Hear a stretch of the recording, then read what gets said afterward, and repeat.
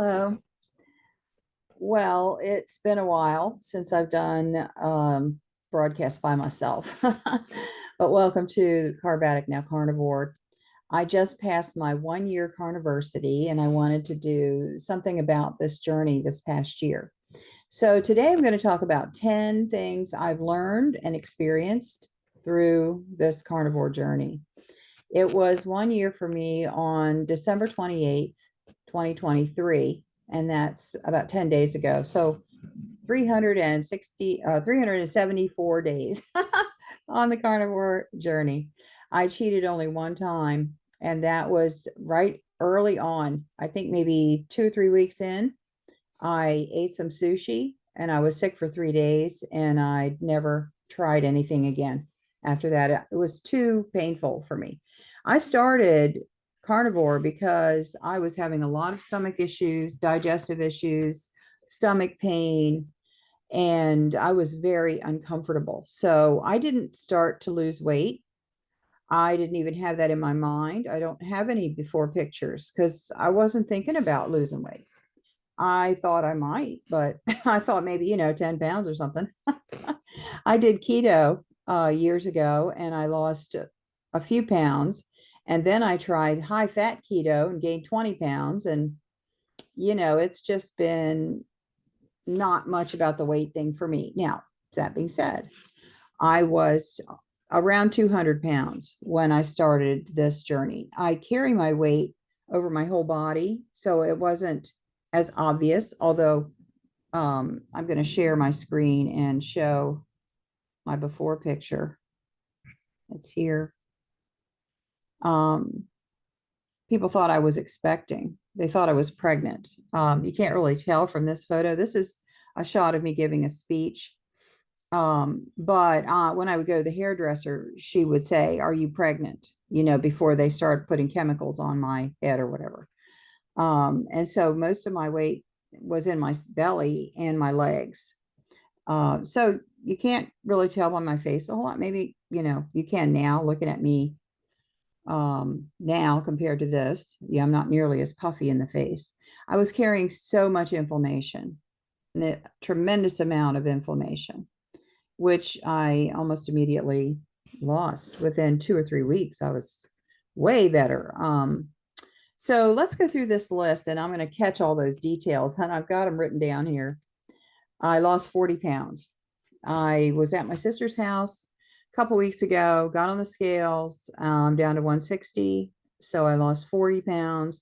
I know I have more to go. Still have a little in the belly, but man, do I feel better. And the other thing is that when I had twins, now my twins are going to have their 40th birthday in March. We're almost at the 40th birthday. So when I had my twins 40 years ago, I came out of the pregnancy at 145 pounds and a size large shirt. So that size large shirt I have been wearing for 40 years. And about 3 months ago, I went into a medium. The stuff that I have now that's large is just hanging on me. And I even had some extra large sweatshirts and stuff because I like to have the roominess, and they're hanging. I mean, the sleeves are hanging off of my hands now. And I've cut the sleeves off of some of them and I've got rid of a lot of them because I'm not going back. This is my life now. And I'm loving it. I'm loving a lot of different things about it. And I just thought of number 11. We might be here for a while. And so that was the weight loss. Brain fog. I'm a writer for a living. I write my own books. I ghostwrite books, and I'm an editor and a book coach. All those things involve thinking. And so brain fog was big for me. And I would just have to push through the fog. And then I would have to take these breaks. I literally go lie down, close my eyes, take a little nap, like a power nap every so often, because I would just have so much of this brain fog. And it just was part of my daily life to try and push through that. No more. I feel very clear. And I've been able to drive long distances without a break. Long distance for me, 7 hours to my sister's house, and stop once for gas, and that's it. And I come in, I feel fresh, I feel good. I'm ready to do something else the end of the day. Before, it would have wiped me out. I would have stopped at a rest stop, put my head back, closed my eyes for a few minutes, but I don't need to do that anymore. Really feels good. Knee pain. Back in 2013, 10 years ago, I hurt my knee dancing. And the day after I hurt my knee, I could not walk on it. I was hobbling, holding on to furniture, thinking, oh no, I'm going to have to go in and get this checked, and I had visions of surgery and casts and all this kind of stuff. Well, I didn't go in. I'm not big on going to the doctor. You'll find that out if you're around me very long. They always cause more trouble and more pain, at least unless you really break your leg or something. So I dealt with my knee, and it got better, and I was able to walk, and I was able to walk fine. But I still had that lingering pain, in my kneecap. And that lasted until last year. Not all the time at the end there. It was healing. But, I would have this knee pain, especially when I was driving. No more knee pain. No more knee pain when I'm driving. 7 hours, no knee pain. What a blessing that is, not to have to deal with that nagging pain and other pains, that would come and go unexplained. Why is my shoulder hurting? I have no idea. Well, those kind of things they're over. And I feel good. A pain-free body is a blessing from God. It really is, especially after living with pain for years. I had in the past back injury that was in pain for 10 years. I know what chronic pain is, and just so grateful. This carnivore journey took all the pain away, and I'm not the only one saying that. Everybody I talk to in this world is saying the same thing. Pain goes away. Physical strength. Now I'm a small person. I'm 5'2", and I've never claimed to be strong. I had 6 sons, and I have an ex-husband. I had 7 men around me, and I would always be saying, carry this here, carry this there. I didn't need to carry. Then when I got a divorce, I was faced with the reality of, I've got to carry this stuff. I've got to get this thing from the house to the car somehow or another. And I had to figure it out. I learned how to rock things and walk things and so forth to, get them up those 4 steps and into the house. So when we had a hurricane here in Florida, Hurricane Idalia hit my house. And I had a freezer that was about 1/3 full of meat. I was panicked. And my neighbor texted me and said, we have a generator and we have a little room in the freezer. Bring what you want. And so I packed meat into this box. And this is pounds and pounds of meat. I don't know how many. It must have been between 20 and 30 pounds. Now that would have been a problem for me in the past. And I just picked that box up. I carried it across my yard, across their yard. It's quite a ways, and took it right in, and my back didn't hurt. I never struggled, didn't have to put it down. And on my way over there, I went, wow, I have not been pumping weights. I haven't been doing anything to get stronger besides eating meat. It was awesome. And so now I have more confidence. When I do have something to get to the house, I pick it up and I go. And yeah, there are limits, but what a blessing to know that I am stronger, probably double the strength. I couldn't carry much at all back before, maybe 15 pounds. 20 pounds was hard for me. And now, I'm so much better with that. And what a blessing that is as well. Stamina. My sister has cancer, and she needed me. And so thankfully my niece has an apartment, and she said I could stay there, and then I could be nearby to run and help my sister. And I also wanted to help her clean and cook and, that kind of thing, as well as go with her to the doctor. She was not doing well at all. And so I loaded my car with all this household goods, almost like moving, right? I have a Subaru Outback. It was packed. The back was packed. The back seat was packed. I even took my TV. I have like a 40-inch flat screen. I lifted it, took it, put it in the car, because there was no TV in that place, and I use it with my computer. I use the TV. I don't watch TV ever, not for years, but I wanted it, to hook my computer to. So I got there, I unloaded the car and went in and set everything up, unpacked everything. That was my day. 7-hour trip, load, unload, unpack. By dinner time, I was in, I was done, and I wasn't exhausted.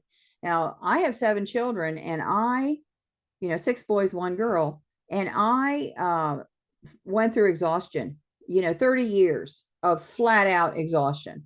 And when I can end the day with a heavy workload like that, now physical labor I'm talking about, and I still have energy after supper, when did that ever happen? Not in my 20s, and not 30s, 40s, 50s. No, never happened. I would push through the fatigue.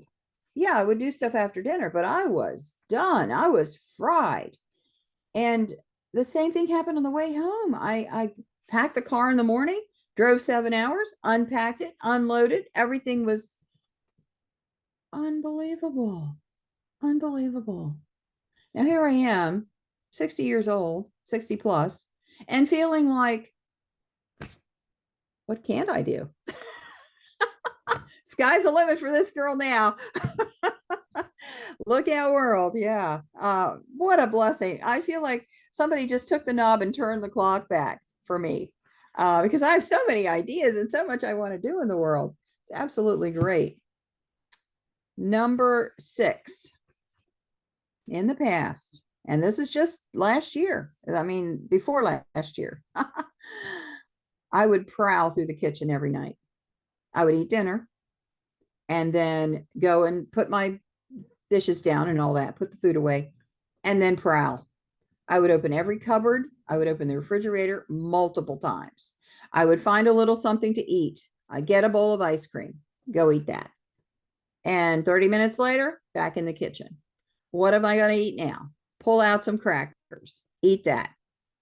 30 minutes later, I'm looking again. I did that from supper time until I fell into bed at night. All night long. It was miserable. I would have this gnawing feeling in my stomach, in my solar plexus area, gnawing feeling. And don't have it anymore. Don't have it anymore. If I want something, I eat a slice of butter, and I just discovered pork belly bites. Oh my gosh, are they good? If I eat something high fat like that, just a little bit, I'm done. I'm good. I drink tea, and that satisfies me. I'm not prowling anymore. What a blessing. I thought I would have that gnawing feeling in my belly for the rest of my life. I was hungry as an infant, and this is a brain chemistry thing. The hunger signals in my brain have never turned off all my life. Now, through hypnosis, because I'm a hypnosis practitioner, I had a friend hypnotist, help me with that, and it did dial back. That's why I didn't weigh 300 pounds. I weighed 200 pounds, but I could have weighed 300 if I hadn't had the ability to stop at some point, because every time I started eating, I had to consciously say, I'm going to stop eating now, regardless of how I felt. I'm going to stop now. And I would. But that, kept me at 200 for years. And I couldn't get down below that. The gnawing was too hard. It was too strong. And that's addiction. That's addiction. I didn't know it all those years. I didn't know I was addicted until I was 3 or 4 months into the carnivore diet, carnivore journey. Now I know, and I take care of myself from an addiction standpoint. So the carnivore journey opened that to me. And I realized some things about myself that I didn't know before, because I was able to monitor my responses. I was no longer putting carbs in hourly all day long. When the carbs left, and it took me about 2 to 3 weeks to actually come through that and start to become fat adapted and stop wanting carbs at all. I began to realize some things about myself with carbohydrates. And it happened because I ate artificial sweetener.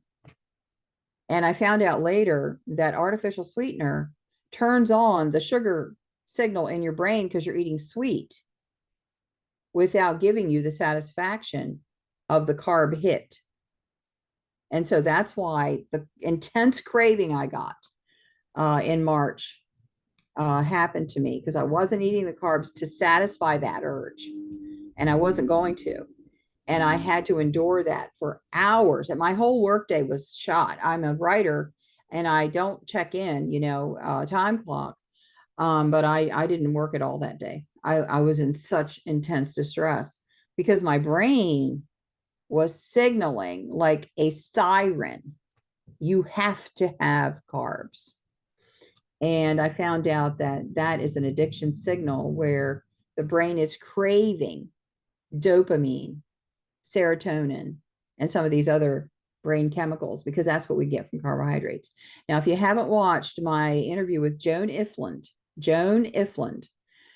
watch that. She talks about the brain chemistry, and I learned so much from her about that. And then the other piece of it is the addiction piece, and that was an interview with Scott Donat, Donat, Scott Donat. He is he works with people recovering from addiction, and he was talking about how the receptors in the brain actually get so numbed from sugar and carbohydrates that they can't receive that satisfaction anymore. And also Michael Collins' full interview was talking about this. And so when I learned that I was addicted, then I realized that there are some things I can do to help that addiction signal. One of them is fat. Fat helps to soothe. It releases a different brain chemical that will help soothe also. And then there's exercise, there's other things. And I found out that jigsaw puzzles, when I find a piece and I put it in, I get a dopamine hit in my brain. And that helps to calm me and soothe me from the carb signaling. And so Michael Collins was the one who told me in that interview that doing other things that you enjoy, it could be golf, it could be some kind of like walking in nature, or something that's giving you those positive inputs into the brain that will help. Watching a funny movie is a good way to get your brain in the positive chemicals by doing other things. There's so many things we can do to enjoy life rather than putting something in our mouth. But we have been conditioned to the hits, the drug-induced hits that we're getting from eating different foods. It's on purpose. Watch Joan Ifland on that particular thing. So no more cravings that I'm prowling the kitchen. I feel good. I feel wonderful. And eating fat helps me. My gray hair, that's pretty much a, no-brainer. I was a honey blonde at when I was in my teens and my 20s. I was a really truly blonde when I was very young child, but then it turned honey blonde when I was in my teens, and that stayed until I was in my 40s, late 40s, before I started getting gray. And then I started turning gray. Well, when I was 52, I got a divorce, had a whole life change, complete life change, including a name change. And I started coloring my hair red. So if you see pictures of me that my hair's red because I was red for 10 years, more than 10 years, probably 12 years. I was red, and I love my red hair, by the way. But when I, about 2 years ago, 2 or 3 years ago, I just started feeling like, I need to stop coloring my hair. Well, I knew it wasn't doing me any good. The chemicals were not good for me. I knew that. And I just stopped coloring my hair, and I just let it go back. Well, now I'm so glad I did, because if I had been coloring it, I wouldn't have realized that, it's back. My hair's back. And I've heard a lot of people say that their hair grows back. Even men are losing their bald spots. And then the color is coming back. Some people have different types of responses. Sometimes it grows back, but the color doesn't come back. Or sometimes the color comes back, but the bald spot stays, just different things for different people. And it doesn't affect beards on men, doesn't seem to. But the hair, and hey, I'll take it. That's a bonus, because I like looking in the mirror and seeing me, I'm back. My teeth. Oh my gosh. Teeth. Yeah. I was having gum issues, receding gums, painful gums, touching here because that's where it was. And it came from scrubbing my teeth with a toothbrush so much. I would have that fuzzy coating in my mouth all the time. I hated that feeling. So I was scrubbing my teeth. Well, I don't have that feeling anymore. And I'm not brushing my teeth nearly as much, because I don't have that sugar coating, on my carbohydrate coating on my teeth. And I'm learning more about healthy teeth and so forth. Maybe I'll share that one of these days. I just got a book by a dentist, Kiss Your Dentist Goodbye. That's what it's called. Kiss Your Dentist Goodbye. If you want to look it up on Amazon, I'm still reading it. It's good material. So yeah, it's resolved my gum and teeth issues. And I'm learning now about whitening the teeth. That whitening damages your teeth. And there are some other things you can do to restore the enamel and so forth. So I'm learning about that. Number 9, anxiety. My anxiety used to be off the charts. I always had a level of anxiety. And one of the reasons I was eating sugar and carbs so much is because I was soothing my anxiety. Addiction. That's self-medication with food. That's what it is. And so 2 weeks in to the carnivore diet, I've told this story before, but maybe you haven't heard it. I always was highly anxious whenever I went to the airport. What if I forget this? What if I leave my ID at home? What if what if the plane's late? What if we have engine trouble? What, all that. And I was driving to the airport and was completely calm. And I had no anxiety on the flight. I got there, I was fine. And that's when I realized that this was helping my chronic anxiety. And it's amazing. Now, when I was with my sister, she was in the hospital, and they had her on a finger pinch, that finger clip, to check her blood pressure and her heart rate. And so she has one at home. And so she pulled it out at home. When she got home, she pulled it out to check herself. And then she said, you need to do this. She gave it to her husband, because her husband has all these health issues. So he did it. And so she said, here, you put it on. So I put it on. My heart rate was 58. My heart rate was 58. I'm calm. I am so calm now, where my heart rate would have been 70, 80. And that was it. That was a steady thing. But now I feel so calm in my soul, in my spirit. It's not something that I'm doing, like trying to do meditation, doing the Om and all that. I do meditate, but I don't do it to get calm. I am calm all the time. And wow, does that ever help my brain fog? Does that ever help my relationships with people? Super calm. And wow, what a blessing. What a joy to my life. My entire life has gone to the next level. It really has. I'm saving a lot of money. Now, I know a lot of people say, meat's expensive. Well, if you're not buying fruit, vegetables, all the flour stuff, the biscuits and the shortening, the Crisco and all that, you're going to save some money. Yeah, you can afford to buy more expensive meat. And I buy hamburger. I also buy chuck roast. Chuck roast is one of my favorite things to make. I love chuck roast. I also buy steaks on sale. And I will get lamb chops and ground lamb, all of those things. Hey, I spent $160 and I have enough food for at least 2 weeks, probably more. And then I save the bones and the gristle and stuff from the meat, and I make bone broth out of it. And sometimes I'll buy bones, in the grocery store. I make bone broth, homemade bone broth. All it is, throw all the bones in there. Now I have a gallon Ziploc bag in my freezer. Throw all my bones and my gristle and stuff in there.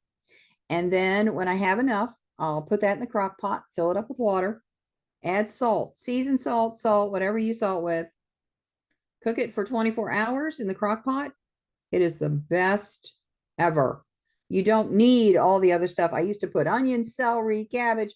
You don't need it. Cook it down, cook it down, cook it down. And it is amazing. And so that's free meal. I'm using leftovers. I'm using scraps. And it is so nourishing and so good that I will cut up my leftover meat and put it in the bone broth, and that's my soup. And I'll have that for lunch or whatever. I only eat really one big meal a day. And then in the evening, I'll pull out a frozen pint jar of bone broth, put it in the saucepan with a couple pieces of scrap meat that's left over from something else.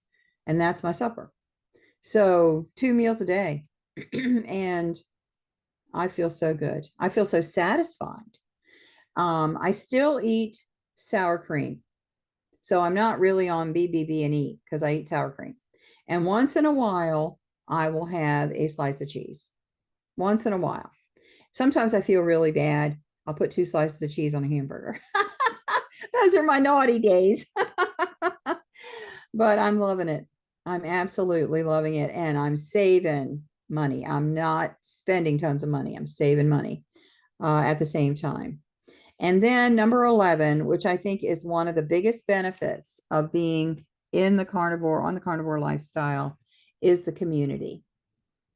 I've met some wonderful people. And these channels, and especially the live streams, I love getting in the live streams. You might not see me lately because I've been super busy with my job. But the people are so loving, supportive.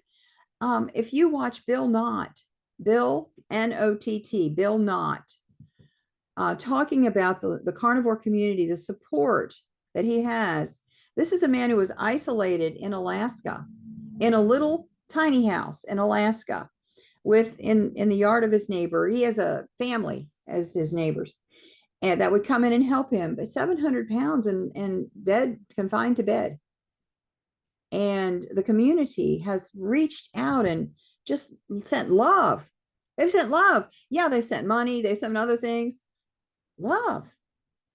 Can you put a price tag on love? Because the love is real. The love is real. The folks at Carnivore Quest, love. And I believe, I know in my heart that the carnivore community is so kind and loving and giving and gracious because we are fulfilled. We are able to feel love. We are able to share love because we start feeling it inside. Our bodies are calm, satisfied, happy, pain-free. All this agitation in the head is gone. We are in our good space, in the best optimum human experience. Healthy, calm, relaxed, outward focused to share. That's who we are because we are eating the proper human diet, to quote Carrie. Carnivore, what is it? Carnivore How? Or I think it's Carnivore How. That's Carrie. Homestead How, Carrie Mann. Proper human diet. Yeah. That's what we're doing what we need to do to nourish ourselves. And then we have the mental bandwidth, the emotional bandwidth to share and send love to people who are in that process of moving over into the space that we're in. When we have dug the hole so deep, it takes a while to come out. We have to climb out of the hole. And when people are in that space of the climbing out, there's struggle, there's effort, there's breaking the addiction, there's learning about ourselves, learning truths we didn't know before. Things came up for me, things from my past, things about my kids that had been painful for me. And I had to deal with that part of it as well. What was I hiding with all this eating? Yeah, it's not easy. But this community is so wonderful. They're so helpful. And I encourage you, people that I have on my channel that I've interviewed, go over, join their channels. Absolutely. Join them and get into the carnivore community. One of the things that Michael Collins was saying when I was interviewing him, and by the way, I'm going to be on the Quit Sugar Summit. I'm going to put that in the description as well. The Quit Sugar Summit starts tomorrow, Monday, January 8th, 2024. Go over and join that. He's got all these nutritionists and so forth, nutritionists, medical doctors, and other people that are experts. I'm going to be on there telling my story. So what Michael told me was that, let's see if I can remember it. I got sidetracked. Oh, community.